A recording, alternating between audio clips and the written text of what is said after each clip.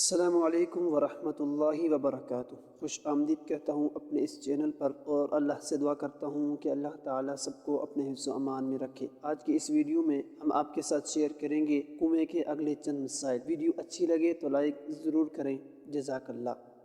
مسئلہ نمبر 10، کنویں میں مرا ہوا چوہا یا کوئی اور جانور نکلا اور یہ معلوم نہیں کہ کب سے گرا ہے اور وہ ابھی پھولا پھٹا بھی نہیں ہے، تو جن لوگوں نے اس کنویں سے وضو کیا ہے ایک دن رات کی نمازیں دہرائیں، اور اس پانی سے جو کپڑے دھوئے ہیں ان کو پھر سے دھونا چاہیے، اور اگر پھول گیا یا پھٹ گیا ہے تو 3 دن 3 رات کی نمازیں دہرانا چاہیے۔ البتہ جن لوگوں نے اس پانی سے وضو نہیں کیا ہے وہ نہ دہرائیں۔ یہ بات تو احتیاط کی ہے، اور بعض عالموں نے یہ کہا ہے کہ جس وقت کنویں کا ناپاک ہونا معلوم ہوا ہے اسی وقت سے ناپاک سمجھیں گے، اس سے پہلے کی نمازیں وضو سب درست ہے، اور اگر کوئی اس پر عمل کرے تب بھی درست ہے۔ مسئلہ نمبر 11، جس کو نہانے کی ضرورت ہے وہ ڈول ڈھونڈنے کے واسطے کنویں میں اترا اور اس کے بدن اور کپڑے پر آلودگی نجاست نہیں ہے تو کنواں ناپاک نہ ہوگا۔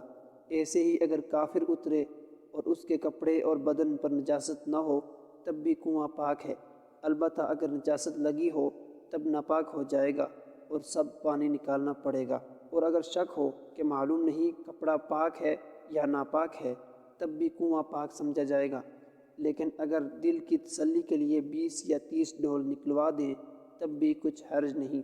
مسئلہ نمبر 12، کنویں میں بکری یا چوہا گر گیا اور زندہ نکل آیا تو پانی پاک ہے، کچھ نہ نکالا جائے۔ مسئلہ نمبر 13، چوہے کو بلی نے پکڑا اور اس کے دانت لگنے سے زخمی ہو گیا، پھر اس سے چھوٹ کر اسی طرح خون میں بھرا ہوا کنویں میں گر پڑا تو سارا پانی نکالا جائے۔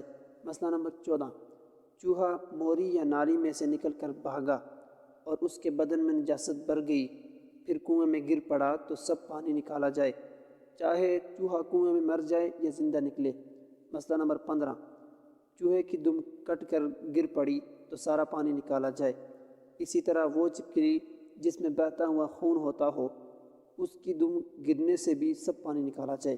مسئلہ نمبر 16، جس چیز کے گرنے سے کنواں ناپاک ہوا ہے اگر وہ چیز باوجود کوشش کے نہ نکل سکے تو دیکھنا چاہیے کہ وہ چیز کیسی ہے۔